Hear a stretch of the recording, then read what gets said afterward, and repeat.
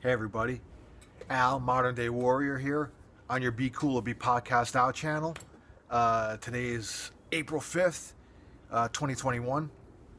I'm going to do a little bottoms up episode here. I'm actually going to do a 2-for-1 bottoms up episodes, kind of commemorating or not celebrating, but remembering the day that Kurt Cobain and Layne Staley, Kurt Cobain of Nirvana, Layne Staley of Allison Chains passed away.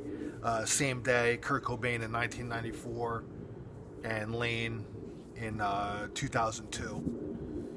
And I figured I could do a bottoms up of both their discographies together. Nirvana's isn't too big, and Allison Chains has actually gone on to get William Duvall as a singer and guitarist in the band and continue on making albums after a long hiatus. Nirvana obviously is no more after Kurt's death. You really couldn't go on without him, really. I mean, with the three-piece, I mean, he was really the one that wrote the songs, and it was his vehicle, really. Dave Grohl has gone on to Foo Fighters and big success with that band, so Allison Chains have continued on, obviously, with William Duvall, like I said, and have made some great albums. So I'm going to start with Nirvana's, and neither of these bands have a bad album in their discography. They're all great. Just because I rank it one at the bottom doesn't mean it's a bad album. It just needs to be ranked bottoms up. Hence the title of the segment. So we'll start with Nirvana. And first one up is they have 4 studio albums. I'm not doing any live or anything. Really 3 studio albums and a collection of B-sides, which I'm including that in here. So 4 albums of studio material. So actually no. So number 4 I'm gonna put In Utero. And again, this is not a bad album at all. It's a great album. A lot of great songs on here. Penny Royalty is one of my favorites. Serve the Servants, Scentless Apprentice, Heart Shaped Box, obviously a big hit on here. All Apologies, I'm sorry. A lot of great songs on here. Really got back to a more kind of harder edged sound on here. Very Steve Albini, I think, produced this one. And I remember Kurt saying about Nevermind being a little bit too slick for him, but hey, what are you gonna do? It's still a great album. But and he said he really liked the production on this one. He wanted to get back to like more of a raw production. But again, this is my number 4. I still love this album though, but if I'm gonna rank them, this will be at the bottom. Number 3, going with the debut, Bleach. When they were really raw and stuff. I mean, but great debut. You got Blue, about a girl, which became a hit with the MTV Unplugged version. Paper Cuts, Negative Creep, Floyd the Barber. A lot of good stuff on here. A lot of great stuff. Great debut. After the success of Nevermind, people went back and obviously bought this and made this like a platinum seller, but they were really like an underground band with this one. Nobody really knew them unless you really knew underground music before Nevermind blew up. But Bleach would be a number 3. Number 2, I'm going with the B-sides. Remember these things? CD long boxes that the CD actually used to come in. So yeah, Incesticide, their B-sides collection. I love this album. I really, when this came out, after Nevermind blew up, people were so starved for more Nirvana, and when they put this out, I mean, I immediately went out and bought it, and I played the heck out of this thing. I mean, this was great. Been a Son, Dive, Turn Around, Molly's Lips. You had New Wave Polly, kind of an earlier version of Polly, more revved up, punk rock version. Big Long Now, Aero Zeppelin, Son of a Gun. So I mean, a lot of great stuff on here. They had a lot of great B-sides. This was a great collection. I remember I played the heck out of this thing, and CD long boxes, remember? And number one, as overplayed as a lot of the songs here on classic rock radio now, you can't really deny the greatness of Nevermind. I mean, what can you say? But, you know, I mean, do I really need to hear Smells Like Teen Spirit anymore? Not really. In Bloom, I still love that one. Come As You Are is still a great song. Breed, Lithium, Polly. The deep cuts on here are awesome, like Territorial Pissings, Drain You, On a Plane, you know, Something in the Way. Endless Nameless, which is the hidden track. If you some pressings have the hidden track where it goes silent and then again comes, then you hear another song. I think that's Endless Nameless is the name of that, but some don't have it. I think when it was first released, it had it, and then when they repressed it, didn't have it, I think, and then they went back and repressed it again with it tacked on the end.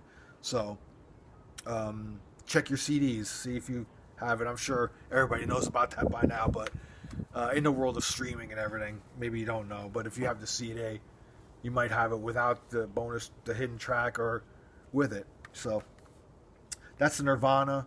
So to recap, number one, Nevermind. Number two, Incesticide. Number three, Bleach.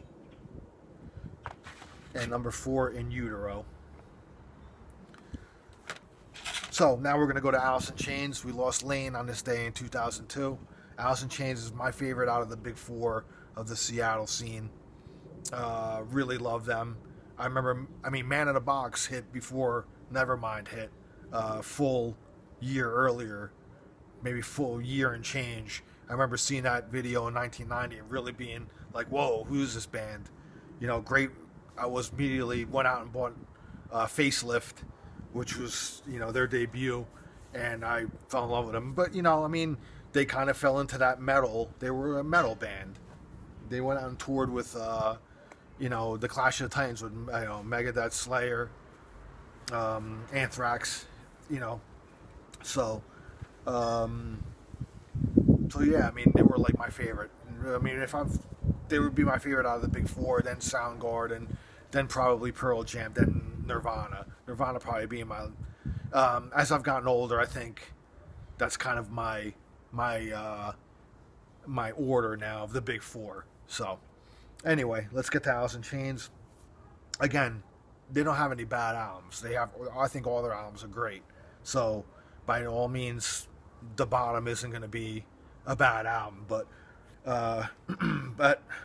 let's see, they have what, 1, 2, 3, 4, 5, 6, 7, 8. So I'm doing the EPs as well. So we're gonna go 8 studio albums, no live stuff. And shout out to Nirvana's Unplugged in New York. To me, that's like one of my favorite albums by them. They were awesome on an Unplugged. That was like one of the best Unplugs ever. But I didn't include that in here, obviously. But back to Allison Chains, same thing with their Unplugged. I love that Unplugged album that they did. But Allison Chains, we're going to do number 8, New Rainier Fog. Their latest album. Been out for a couple years already, but it's still a great album. The One You Know, Rainier Fog. Fly is a great song. Love the harmonies in that. Maybe. All I Am, All I Am. Never Fade, another great song. A lot of great stuff on here. But I rank this, it's still at the bottom, but still a great, they've been putting out great stuff with William Duvall. I think he's a great replacement. Is he Layne? No, but he doesn't try to be Layne. So, he's his own, personality. So, if you really think about Allison Chains, it was Layne and Jerry Cantrell. Both their voices blended was the Allison Chains sound. If you notice on these William Duvall albums, Jerry's taking more of a lead role. mean, really, in reality, he's become the lead singer now, and William DuVall is more of the kind of the support player. The nice thing about William DuVall too is he plays a guitar as well, so he adds a second guitar, makes their sound even thicker and heavier, and really adds a lot to their sound and dimension. But again, Rainier Fog coming in at number 8. Number 7, Black Gives Way to Blue. This was their first album with William DuVall. Again, a great album. Check My Brain was an awesome song. Elton John on Black Gives Way to Blue. I mean, that's pretty awesome. Lessons Learned, A Looking In View, Acid Bubble, When the Sun Rose Again. I mean, really, this is like kind of like the. I kind of compare this a little bit to. I mean, obviously, it wasn't as big seller as Back in Black, but this is kind of their Back in Black in a way. It's kind of a tribute to Layne. So a lot of these songs, the subject matter and everything seems to be about like the loss of Layne and kind of a tribute to him. So Black Gives Way to Blue, number 7. The Devil Put Dinosaurs Here, coming in at number 6. This is my favorite out of the William DuVall albums. I love this album. Opens up with a great song, Hollow, which has like, to me, has like kind of a King's X vibe to it. Great song. Stone was a hit off here. Voices was a hit. Great song. Great harmonies in that. A lot of great stuff on here. Low Ceiling. Breath on a Window. Sorry. Again, yeah, a lot of good stuff on here. Lab Monkey, a lot of cool stuff. So, yeah, Devil Puts Dinosaurs Here, my favorite of the William DuVall era. Again, but now it's the William DuVall. Now we're going into the Layne territory, and to me, the loss of Layne really kind of was. And I still love Allison Chains with William DuVall. Don't get me wrong, but Layne was like something special. I mean, he was like. There was nobody like him. So, self-titled, which is kind of nicknamed as Tripod, dog with 3 legs on the cover. This is coming in at number 5. Again, I mean, it's just a great album. But if I'm going to rank the Layne albums, this one comes in at the bottom. Got Grind on here, Brush Away, Sludge Factory. Again, which was like a hit on here.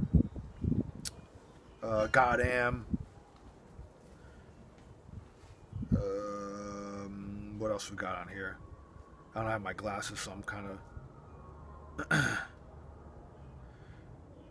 of struggling a little bit here. But Over Now, which was great on the Unplugged album, ends the album off. But again, great album. The Tripod, 3-legged dog. Self-titled, actually, if you're going to get technical, but Tripod's the nickname for it. Next, we're going to go, so that was number 5. We're going to number 4. We're going to go with the Sap EP. Second release that they ever did after Facelift. I mean, every song on here, it's got 5 songs, got a hidden song, but Brother, Got Me Wrong, Right Turn, all great songs. Like, their EPs are like no, all killer, no filler, But yeah, Sap, great like acoustic based EP. Number 3, I'm gonna go with the debut, Facelift. Again, when this came out, I really was all in on them. When I first saw the Man in the Box video, I fell in love with them. But then when I got this CD, it was like We Die Young right out of the bat. Man in the Box, I'm a little overplayed on that one, a little burnt out on that one. But Sea of Sorrow, Bleed the Freak, Love, Hate, Love, Confusion, I Know Something About You, Real Thing. I mean, this is an awesome debut by them. You can't go wrong. But it's coming in at number 3. Number 2. One of the greatest EPs, I think, of all time, in my opinion, is the Jar of Flies EP. I mean, when this came out, Allison Chains are at the top of the world. I think this EP went to number 1 on the Billboard charts. I mean, grunge at that time was at the all-time peak. I believe this came out in '94. Mike Inez first release with him on bass. Again, every song on here: Rotten Apple, Nutshell, I Stay Away, No Excuses, Whale and Wasp, Don't Follow, one of my personal favorites on here, Don't Follow, and Swing on This. She kind of shows a little bit of their sense of humor too. Everybody forgets they had a sense of humor. You know, when you've seen them in interviews and stuff like that, you know, Layne was a pretty funny dude, you know, along with Jerry and stuff, so, and the rest of the band. I mean, they had a sense of humor, so it wasn't all, like, downer type stuff, so. But anyway, Jar of Flies coming in at number 2. And number 1, and I got it in a long box, Dirt. I mean, this album, Dirt, there's a CD inside the long box. Probably one of my favorite albums of the 90s. I mean, this would be probably top 5 of 90s albums. It could very well even be number 1. I don't know. I have to really think about it, but top 5 album. When this came out, I really was so into this CD, this album. Them Bones, Damn That River, Rain When I Die, Sick Man. You know, you don't even need me to go down the list. I mean, Angry Chair, Down in a Hole, Wood. I mean, you can't. There's not a bad wasted note on here. So, Allison Chains, Dirt, number 1. Nirvana's Nevermind, number 1. 2 monster albums, and really staples of the 90s. So that's it. Just want to come in and pay a little tribute to Kurt and Layne of Nirvana, Allison Chains, respectively. Hope you guys enjoyed the episode. Please subscribe, hit the like, subscribe, and I'm on Facebook too. The Be Cool or Be Podcast Out Facebook page. Join up on there. There's great musical discussions every day, and if you want to join and contribute, come join the fun. Please subscribe to this. I have a contest for a Rush album in another video of mine. I'm not going to pick the winner until I hit 200 subscribers, so I'm on my way there, but I still have a ways to go, so please help out. If you're into vinyl and you want to win Rush 2112 on vinyl reissue, please find that video. It's the celebration of the 2112 anniversary. You need to subscribe, and you need to comment on that video. You got to be in the comments to be in the running for that vinyl. So, but anyway, crank up some Allison Chains and Nirvana today in memory of Layne and Kurt, and we'll see you next time. Thanks a lot. Take care. Cheers.